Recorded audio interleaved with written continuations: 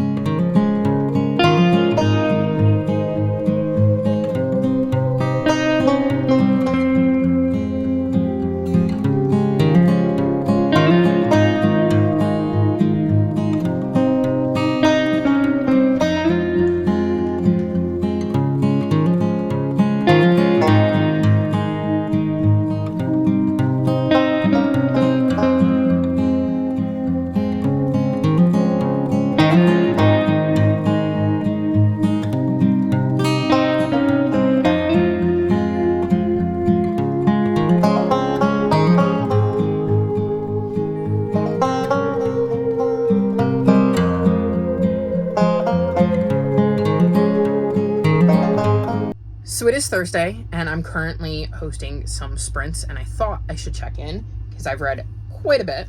So I want to mention that I've read like the first 2 chapters of Mixing Up Mayhem, and I think it's like a cozy fantasy. I don't really know much else about it. I saw it somewhere, put it on my TBR, and I haven't reread what the description is, but I did start that. It's an ebook, and I wanted to remember before I forgot to mention it. I also read another ebook this week, and that's Gunshots and Girlfriends, and I gave this 3.5 stars. This follows Poppy, who in the first book is judging a beauty pageant contest, as she's a B-list celebrity, and she's in her hometown with her aunt who runs a inn, and somebody ends up dying, and she investigates, and in that book she learns she's a witch. In this one, she is taking care of the inn because her aunt is out of town, and a vase goes missing, an expensive one from the inn, and then somebody ends up dead, and it's somehow connected to the inn, and she once again kind of gets drawn in to investigate. I thought this one was slightly better than the first one. I gave them both 3.5 stars, and I'm wondering now if I might have rated the first one too highly, because I felt like I enjoyed this one more, but it's also possible that since I read the first one, the way I rate books kind of changed a little, because I have found that as a possibility that my ratings sometimes vary depending on how I'm reading. So that could be. I thought it was interesting to see Poppy learning more about her magic. I liked the idea that it kind of centered around the people in the inn, and one of them kind of felt like it was going to be the correct suspect, and I liked seeing Poppy try to puzzle through that. It also got a slightly lower rating because I figured it out, and when I figure out a mystery like that, it lowers my rating, because I want it to be obvious, but I prefer if it's obvious in hindsight. I like it when they stump me. So I thought this was fine. I definitely think I'll continue the series, although again, it might not be unless it comes out of my TBR jar. But it was a perfectly fine little cozy mystery with a fantasy element that I enjoy reading every once in a while. I decided to DNF Shelterwood. This just isn't clicking for me. It's a bit slow, and I was talking about it on Sprints. And the consensus we came to is, at the very least, soft DNF it. Maybe this is the wrong time, especially considering this was due back to the library on the 8th, and I don't have any more renewals because it's a 14-day book. That maybe I should soft DNF it. I can always come back to it later, but as I said, I'm struggling to stay into it because every time I get into one POV, we switch, and I was looking at reviews, and I hear that other people have had the same problem in this book of the pacing is off, it's slow, and as they get into a POV, it switches, so I don't think it gets any better. So at the very least for now, I'm soft DNFing this. We'll see if I eventually come back to it, but I think it's better to not read it right now because I can feel like it's going to make me stressed because it's overdue, and it will make me slump if I keep trying to force myself to read something that isn't really clicking. So I've DNF'd this. Then I finished my reread of Green Glass House, and I had originally given this 3.5 stars, and I don't know why, because I gave it 4.5 stars on reread. So I really liked it a lot more upon reread. This follows a young boy named Milo, whose parents own a smuggler's inn. He's on Christmas break and is looking forward to not having guests. And then people start showing up, and they all seem very, very mysterious. So he, along with another girl at the inn named Medi, start to investigate, and they use a D&D style game. So they kind of play characters and use kind of alter egos to creep around the inn and try to figure out why all of these people have shown up and why they seem so mysterious. And I really, really enjoyed it upon reread. I actually really liked being able to put the pieces together, and it was enough time between this read and the original read that I wasn't quite sure if I was remembering things correctly, and I definitely had things that I wasn't sure of. But I really enjoyed getting to see some of the Easter eggs this time, so maybe that's part of why I enjoyed it more on reread, is I was able to pick up on more of the clues, like the breadcrumbs that were trickled throughout the book. But I did really, really enjoy this, and loved the mystery aspect, loved getting to see Milo and Medi kind of try to put the pieces together and suss out what was going on. So this was definitely a wonderful reread, and I cannot wait to continue on with book 2. Then I read Scumble, and I gave this 2.75 stars. So this is the sequel to Savvy. And these books follow kids who are part of a family who get these Savvies, which are unique abilities when they turn 13. In this one, we were following Ledger, and he is really struggling to control his Savvy and ends up staying at his uncle's, like, I don't know if ranch is the right word. Oh, no, it is ranch. Okay. His uncle's ranch, because they were visiting for a wedding, to try to kind of work on control over his Savvy. And a local girl ends up starting to stick her nose into things. And their Savvies aren't something they really talk about or share with people outside the family. So he has to kind of balance this, because this girl is absolutely determined to find out what is going on. I did not particularly like our main character. I did not like Sarah Jane, the girl who was sticking her nose in everybody's business. And that definitely brought my rating down. But I thought the end was interesting in kind of how it wrapped up and the way things played out, which is why it got almost 3 stars. Like, it was borderline. But because I found the characters so unlikable, it was hard. But it was still a fast read, and I still really like the idea of these Savvies and learning more about them, because we get to see other members of Ledge's family who also have these Savvies. This also takes place, what did it say? 9 years after Mibs, our main character in Savvy's journey. So this is like far in the future, and I didn't connect with this character as much as I did with Mibs in the first book. So I will continue the series, because I've heard from somebody on Sprints who read this and then read the third one that the third one is better. So I definitely want to continue, because I do really like the idea behind these Savvies, and I'm curious to see how the third book plays out and what their unique ability is in the third one. Then I read What Was the Donner Party. I would hold it up, but my mom's got it because there are pictures inside that she wants to look at. And this is a Who HQ book that, well, explains what the Donner Party is. And I gave this 5 stars. I was very curious, because I had mentioned that I owned it, and people had told me a little bit about the Donner Party, and I had known nothing going into this book and before hearing people talk about it. And I was very, very curious to see how they were going to handle things, given that one of the aspects of the Donner Party is cannibalism. It is following this group of people known as the Donner Party, because one of the families was the Donners, who are heading out west back during the days of, like, the Oregon Trail. I don't remember the date. I would if I had the book, but I don't remember the exact date. But it was back in the days of, like, the Oregon Trail, and they end up basically getting trapped in the snow and having to try to survive a very brutal winter on their journey out west. And I thought that this book handled it so well, of explaining the realities of the situation and what happened, while also doing it in a way that was appropriate for middle graders. And I definitely think it is a nice little overview that gives you, like, the basics of who the main players were, what happened, how they ended up in the situation they were, and how they managed to survive, at least those that did survive, because not everybody did. So I thought that was a really great look at that, though it may be a while before I recommend it to any of my little ones, because of the content of, you know, cannibalism. So I may wait till they're a little bit older before passing that one on. Then I read The Rise of Scourge, and I gave this 5 stars. So this is a graphic novel version.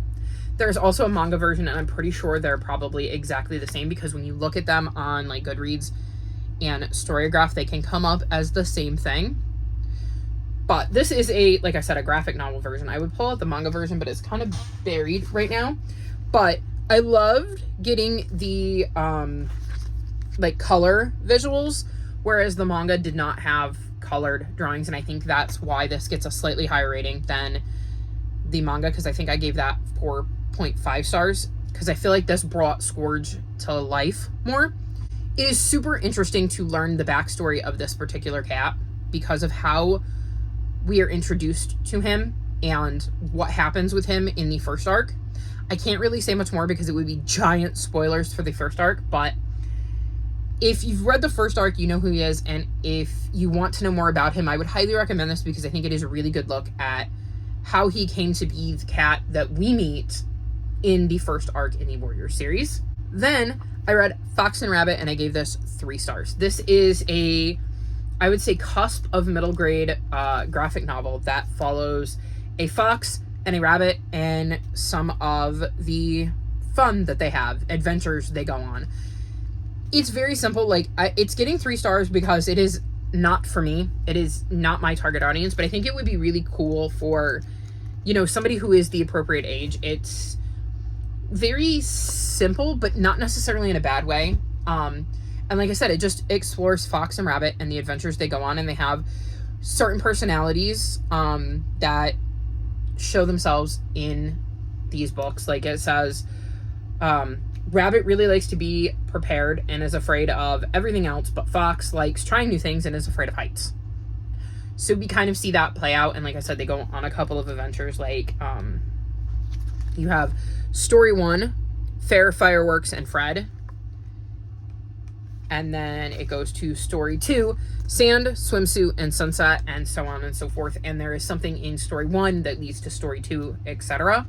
So I think this is a really good, like, graphic novel for that middle grader who is maybe on the cusp and is a little behind, or a younger kid who's like, you know, 6 and 7, not quite at middle grade yet, but maybe is looking for something to read and move away from, you know, picture books. So I definitely think this is a perfect story for that kind of age range, right in there, early middle grade or just before it.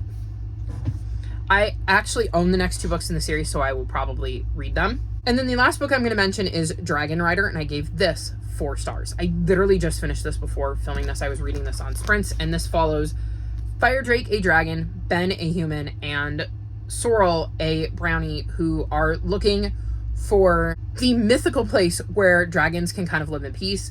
It starts with Firedrake, who lives with other dragons and is informed that humans are about to encroach, so he sets off to try to find this mythical legend of a place where dragons can live safely. Very quickly into his travels, he meets Ben, and Ben ends up tagging along to help him, and we get to see him, Ben, and Sorrel go on this journey. There is an evil villain who wants to prevent that and is also looking for this mythical land for nefarious reasons. So we also see that interspersed with Firedrake, Ben, and Sorrel's journey. I ended up enjoying this more than I thought I was going to. I was saying on sprints it felt like 3.5, and by the end I bumped it up to actually 4 stars. The ending was really, really well done, and it definitely makes me want to continue on with the series. I liked seeing the relationship that the characters developed throughout the book, because they do meet other people, and I liked those relationship developments as well. I really, really enjoyed the journey and seeing how they tried to stay one step ahead of this villain who was not a good character and wanted to harm them. And I thought it was a perfectly good start to the series, and I'm very curious to see what happens next, because this ended up being better than I thought it was going to be around halfway through. Like I said, it felt like 3.5 stars, and by the end it had bumped up to 4. So that's my update. Not a bad reading week so far. I think next I'm going to work on Asylum, because I think this is the next book I have to give back audiobook wise, and I'd rather not take it out again. So that's my current plan, is to read this. And oh, one more thing before I go, and I gotta make this quick. because my timer's about to meow. I got The Troublemakers. So this is from Reading on My Breaks, Michelle, who sent me this. And I just want to say thank you so much. You have no idea how excited I am to read this. I was not expecting to get this at all. It made my day. I've been having a really rough time of things, and this really, really brightened my day. So thank you so much. It's not a book I can get in the States right now. I would have had to kind of order it like you did. Like, I can't get it from like Barnes & Noble or anything, and I absolutely adore this series. So I cannot wait to dive back into this. Thank you, thank you, thank you so much, Michelle, for the incredibly kind gift. So that's my update. I'm going to go now, hop back on Sprints, and get back to reading, and I will check back in with you at the end of the week to let you know how I did.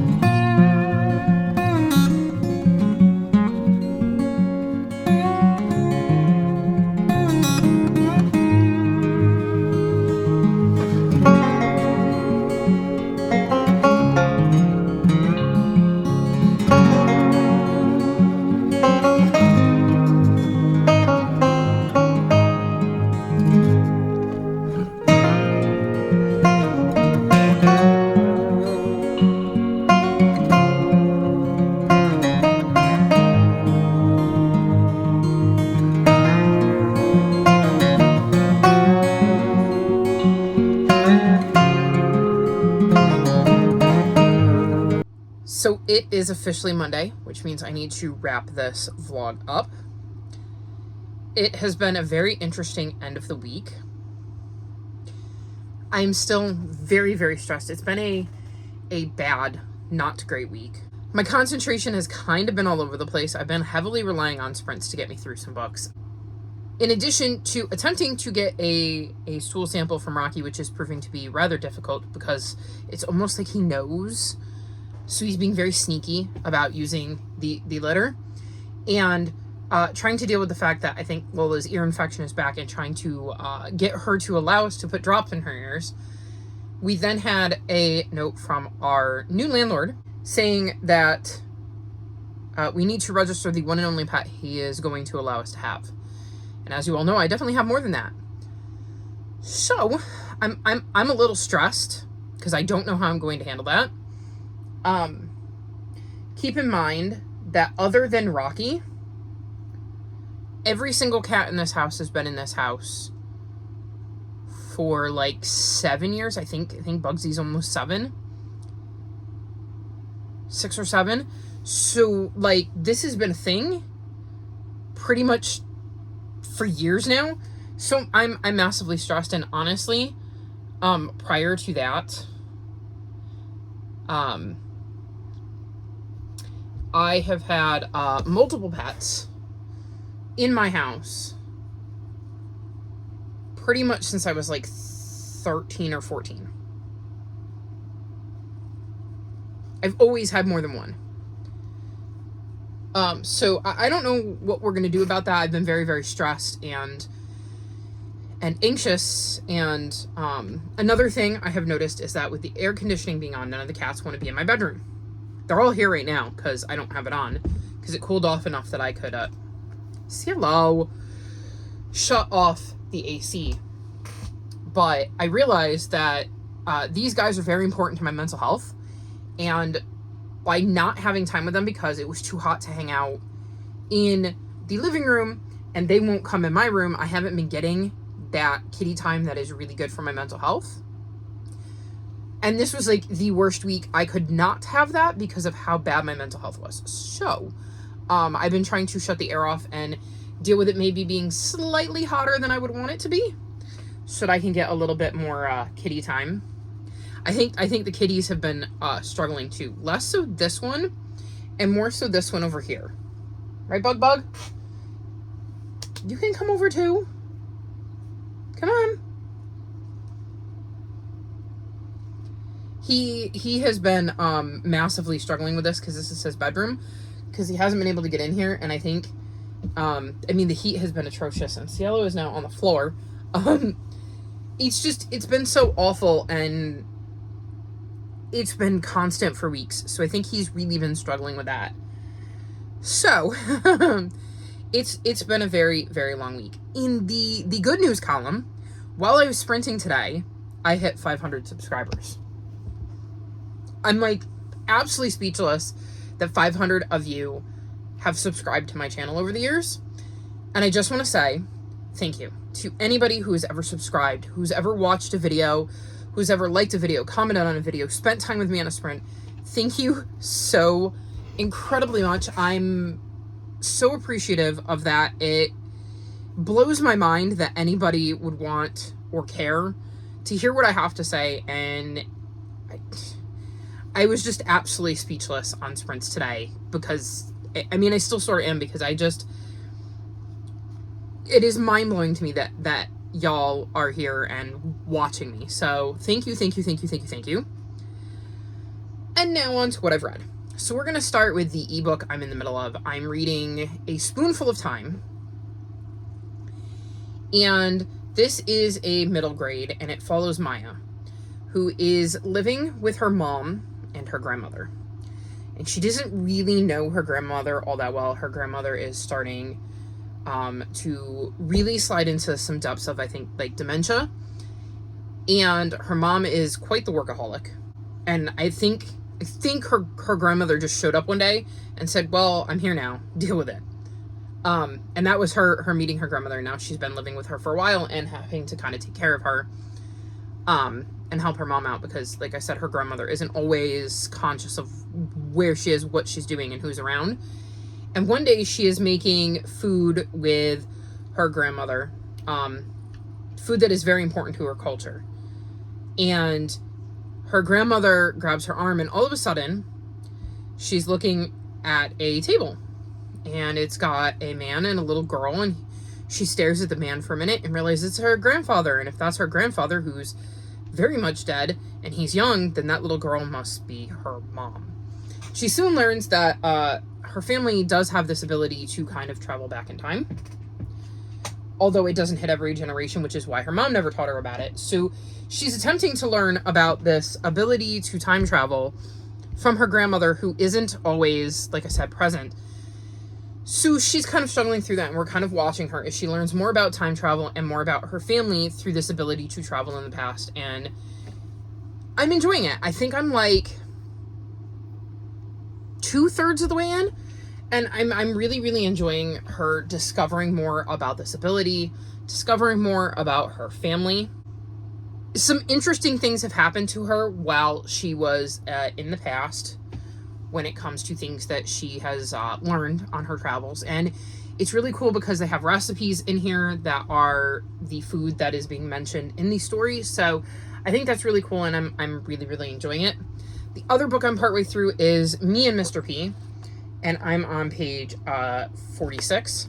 So far all I know is this is following a boy named Arthur, who is really, really struggling with his family because his little brother Liam is autistic, and a lot of the way things are going in his house are to be ideal living conditions for his brother, and he is struggling with that. And he decides he's going to run away forever one day, goes outside and meets a polar bear. And the polar bear follows him home, and he is now dealing with the fact that there is a polar bear at his house. So I don't really have strong thoughts on this yet. I want to get a little bit farther into it, because we've only just kind of set things up and see how it goes. But I'm very curious about this polar bear and why he has shown up in Arthur's life. I have DNF'd a book this week. I was reading Mixing Up Mayhem, which I believe I mentioned in an earlier clip, and then I thought it was a cozy mystery fantasy. It was not. So we're following Jackie, who has started this really important new job working in a kitchen for a guy who's a bit of a jerk. It's very stressful, but it's also a very, like, important gig, because even though he's a jerk, it's like a step up the ladder, like it's a step in the right direction. And so it kind of starts off feeling like it's going to be like, I'm expecting this guy to end up dead, and she's going to look into it. Some things go on that are not great for her. She goes out one night to like the market and is shopping, and goes into this shop where she ends up getting some herbs, and the it's kind of like a witchy kind of crystally shop, and the cashier, store clerk, owner, warns her to make sure she reads the directions because they can have some potent combinations. She ends up going back to work a few days later, and her boss has this crazy idea for something, but she hasn't done it since like culinary school. So she gets equipment that she borrows to take home to try it out, to test out their idea. And during the testing, she uses some of these herbs, and things go awry, and she suddenly has the daughter of Satan in her apartment. And I'm like, okay, this was a twist I wasn't expecting. I don't remember that from the description. It could have been. And that's when things started to get a little weird, because we got a perspective of, I believe her name was Vex. And it seemed overly sexual for a cozy with the way certain things were being described. And then when she got here, it continued in that trend. And then there was a solo shower scene with Jackie.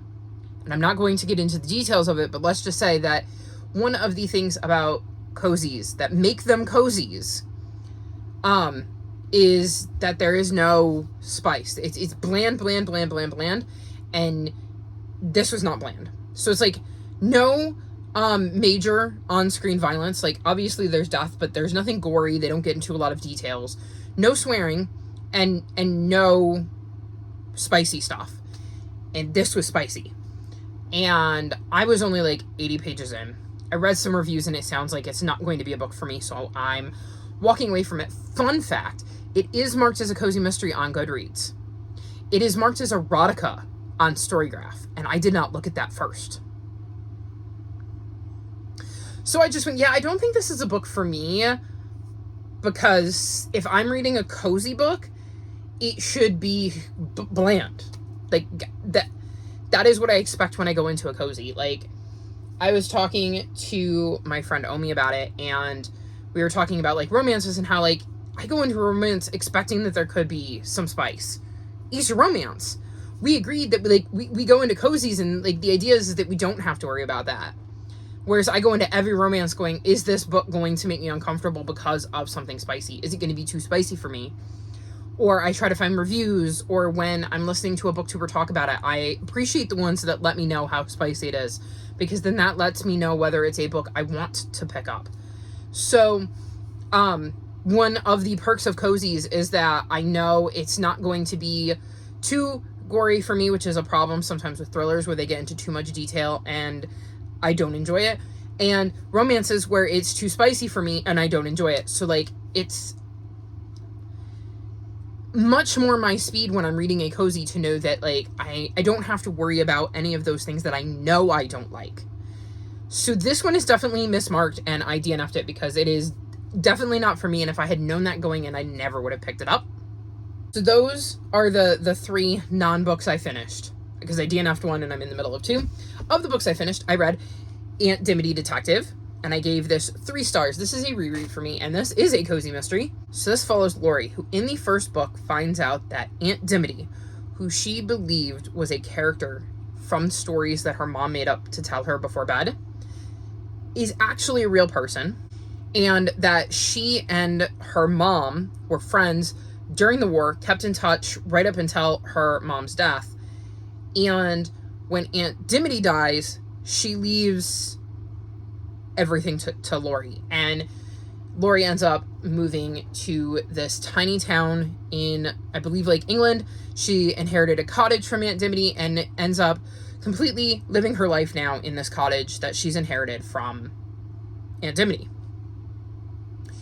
In this one, she had been on vacation. She comes home to find out that in her absence, a woman named Prunella, I believe?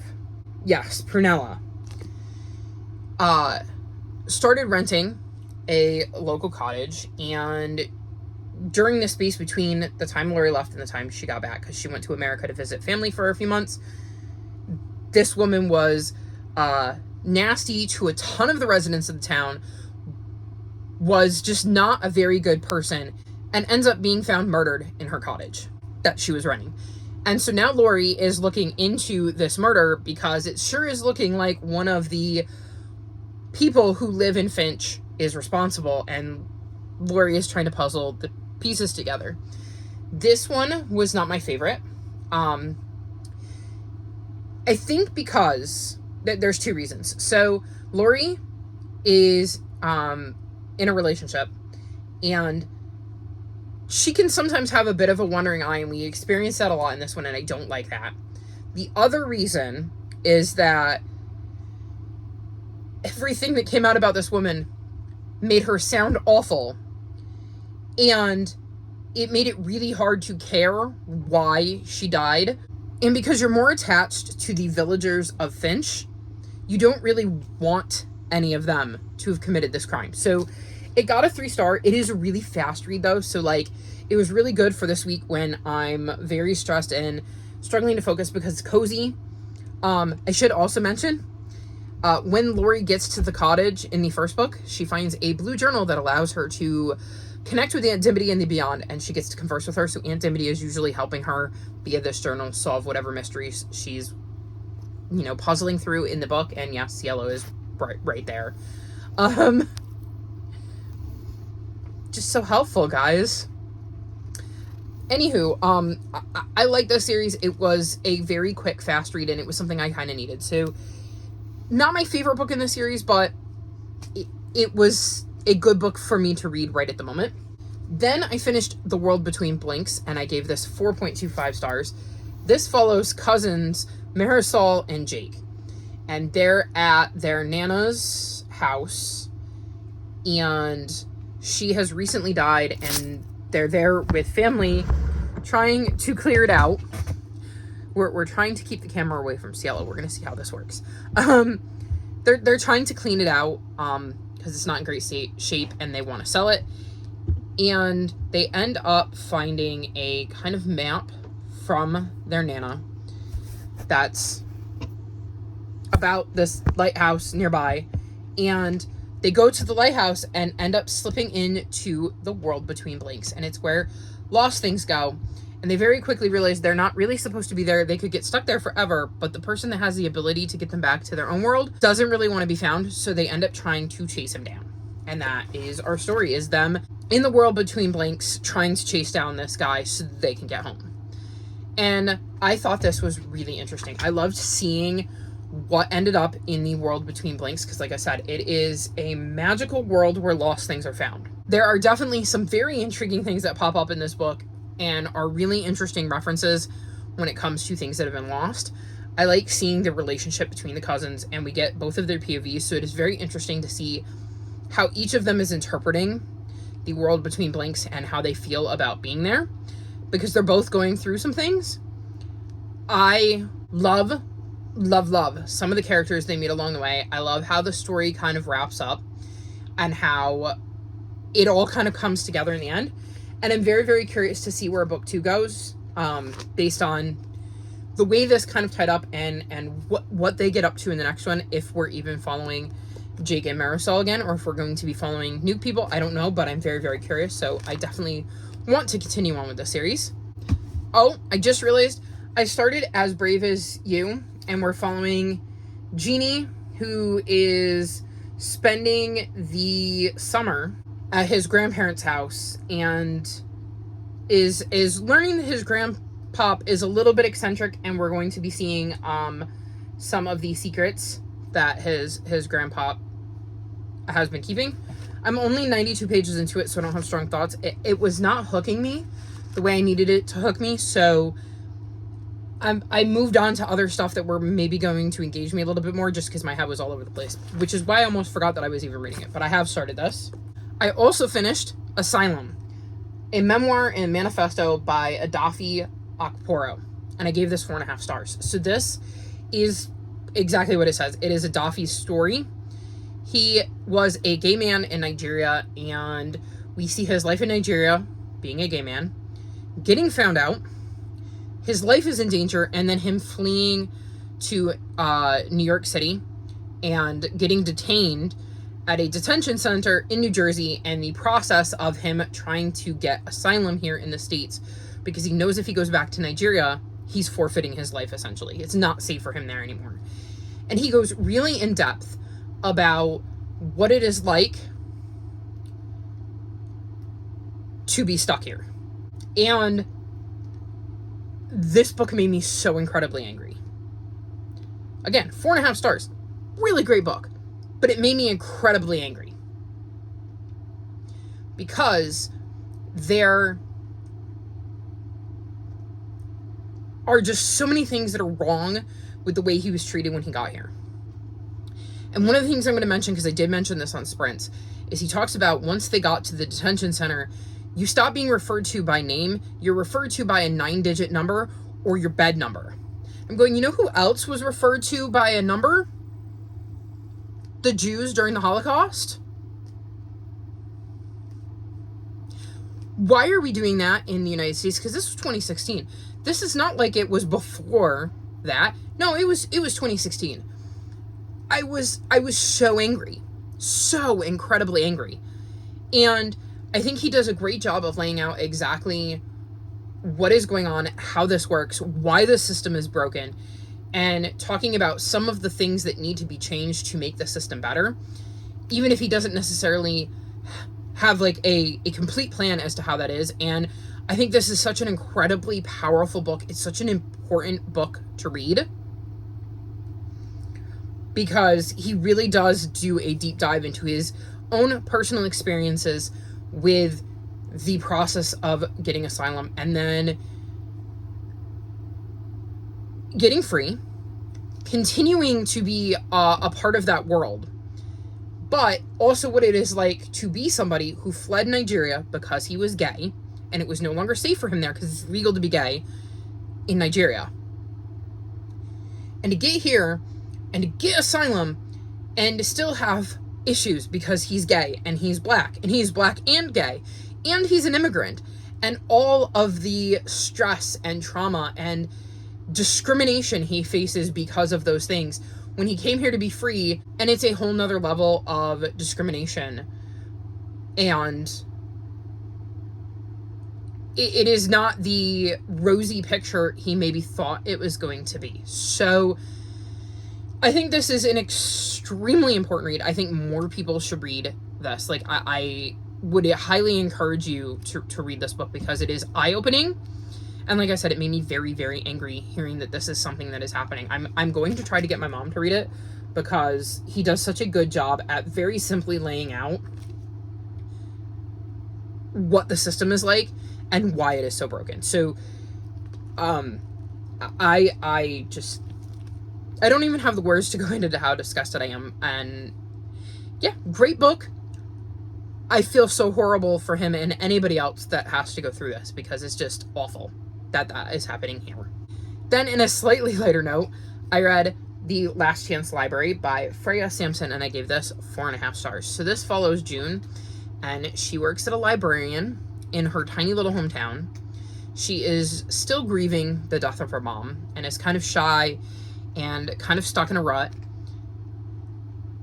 And then ends up finding out that there is a potential that her library is one of 6 libraries that are on the chopping block that they may close down. In June, she would much rather stay in the shadows, but there is a group of library patrons who are gung-ho, determined that they're going to do everything in their power to save this library. And June doesn't know she's capable of joining in, even though she too wants to save the library. So we see her trying to figure out how to deal with all of the things she's feeling because some of her memories of her mom are also tied to this library. She deeply cares about these people who come to the library and is trying to figure out how to save the library while also kind of trying to remain in the shadows and what to do if that isn't going to work. I loved this. I loved the community vibes of this book and how we got to learn so much about some of these people who were coming to the library and how important this library was to these people. And I think that's so important. I think that's so overlooked when people think about the library, is it's not just a place to check out books. It is a place to go on a hot day if you don't have somewhere with air conditioning. It is a place where you can go and get resources and help, whether that be via the computer lab, or I know mine has all sorts of important documents that you may need that you could pick up there, like tax forms and stuff, I know get put out at like tax season. Maybe you can't afford internet, so you go there with your laptop because you managed to get one of those and you're in school and you want to do your schoolwork, but you can't just, you know, do it at home because you don't have internet, so you're using the public library for the internet. It is a place where you might go just to get away from home for whatever reason, because maybe things aren't great at home, or maybe it's just really, really noisy and you can't concentrate, or maybe you just need a break and you want some time to yourself, or maybe it's somewhere you're going to meet up with a friend and do some sort of group study project. Like, there are just so many things that the library offers that are more than just checking out books. And this really highlights that, because the idea is that, well, they would have a mobile library instead of a physical library that would come to town every few weeks. And while mobile libraries can be a great resource for getting books into the hands of readers, you're losing so much of what's important in a library. And I think this book does such a great job highlighting that and making characters that you grow really attached to, who are using the library for so many different reasons. So I really, really loved this book. I loved June's journey in this book. And it really, really, really touched me. And I quite enjoyed this. This is the second one I've read by her this year, because she's the author of The Lost Ticket. And I gave that 4.5 stars too. So I definitely think I'm going to check out more from her in the future, because I've enjoyed both of the books I've read. Then I read Will-o'-the-Wisp by Jonathan Auxier, and I gave this 4.5 stars. So this follows a young boy named Augie who takes care of the fabled stables, and one day a random stable pops up. Usually they happen at night, and he has to go in and try to rescue whoever is trying to stay in the stable. And that is basically it. He needs to go rescue this creature and give it a safe place to stay, because if the stall is appearing like that, then it's probably very, very dangerous. The reason this gets 4.5 stars is because it's absolutely adorable. It is definitely a younger book. I would say you're looking at like pre-middle grade, like that right cusp, the cusp of right before they hit middle grade. It's got some, let me see if I can find a really, here are some of the creatures he's taking care of. Just some really nice illustrations. And I think that really adds to it, but as you can see, it's a rather simple read. I got this because my nephew is trying to bridge that gap between not being quite ready for chapter books, but really needing more than picture books to challenge him and continue to foster his growth as a reader. So I've been looking into all of these books, and when I saw that Jonathan Auxier, who I've read from before, had this younger kind of chapter book, I wanted to check it out and see if it was something I thought my nephew might like. I definitely do. It's got a lot of whimsy to it, and I do want to continue it. I believe I own at least one more book in this series, so I will absolutely continue it at some point, and I will 100% be passing this on to my nephew, because I think he'll really like it. It's really cute, and if you have a youngster in your life that is around that kind of like pre-middle grade age, I would highly recommend this. And then the last book I finished is What is Climate Change? And I gave this 4.25 stars. So this is a WHO HQ book, which means it's a middle grade nonfiction, and it gives you some basic facts about climate change. I think that for me personally, I wanted more. But I think as a middle grade book that is designed to teach middle graders about climate change, this does a very, very good job of that, because it gives you some of the basics and it gives you kind of a starting point. But as somebody who already knows a lot of the basics, I wanted more that I could sink my teeth into. So I think that's kind of where I'm at. I definitely thought it was interesting, and I like the way it kind of laid out how climate change started, when we started to know things, and how it has progressed. So again, I think this is a very, very good, like, basic book that would explain it at a middle grade level. But as somebody who wants to know more, that's why it didn't get a higher rating, because I wanted more, and I didn't get it. But I also don't know if it would have worked if they'd given me more, because then I might have docked it, because it wasn't appropriate for a middle grader. So it wasn't bad, and it's definitely one at some point I will pass on to a middle grader in my life, but I definitely want more, because I want some more understanding. So one of the things I will say is, one of the cool things they do is there is a bibliography in the back of the book, and it says star books for young readers. So you have stars next to the ones that are written for younger readers. But there are 2 books in here that are not starred.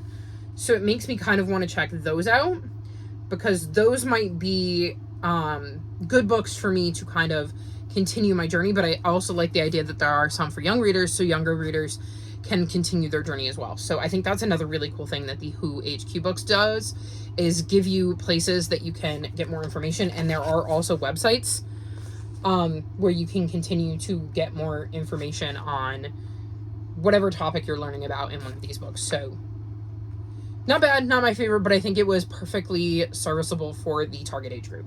So this has been an incredibly long clip. Sorry about that. Like I said, it's been a pretty chaotic week. A lot of stuff has gone on, and I've read a bit. I've caught up on vlogs, which is awesome. I've actually got a book haul edited, so January's book haul should be going up next week, which is amazing. And we'll see if I can keep this motivation rolling. I could use all of your positive thoughts, because I am absolutely terrified about what is going to happen with the cats. Like, I keep having nightmares that somebody comes in my house and just takes them. So all of the positive thoughts would be appreciated, because I don't know that I would survive that. I really don't. I think it would destroy me. So positive thoughts are appreciated. And yeah, I think I'm going to wrap this vlog up here. All of my social media is linked in the description below if you'd like to come chat with me. If you've made it this far in the video, leave me polar bear emojis. Hopefully there is one.